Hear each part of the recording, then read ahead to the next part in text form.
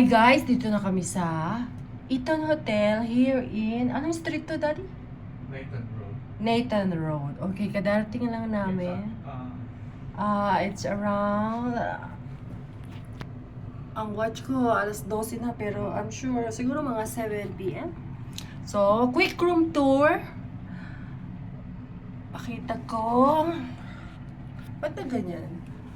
Okay, so pagpasok ng pinto, of course, yung parehong mga setup nila. Ito yung kanilang toilet. In fairness, ang toilet, medyo okay ang style, design. Hindi naman mukhang nakakatakot. So, meron siyang yan, yung mga amenities. Mayroong towel, of course, binayaran natin yan. Hand soap,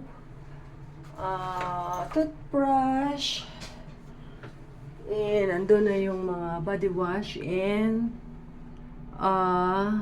conditioner and shampoo. So, yan guys. Hindi. Dito sa side na to, ito yung kanila mirror. Full mirror. Ano nandito? Okay. Meron silang safe deposit. At ito yung kanilang yung mga coffee tea and kettle. Walang plancha. Bagay, hindi man ako mamamalansya. And then, anong size ng bed? Okay, anong bed? King size. King? Okay, malambot. Okay naman, malambot naman. And, meron siyang view, street view, doon.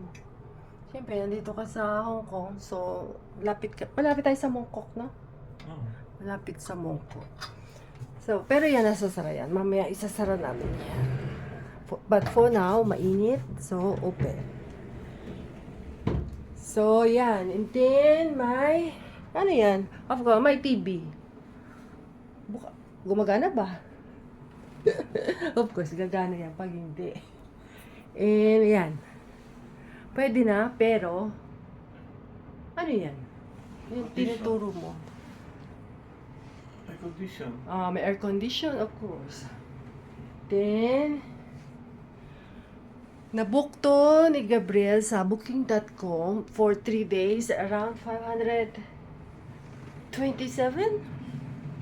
Yeah, yun na yung pinakamurang nahanap namin dito sa Hong Kong.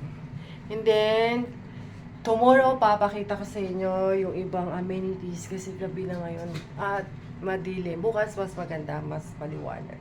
Okay? Yun lang. Bye!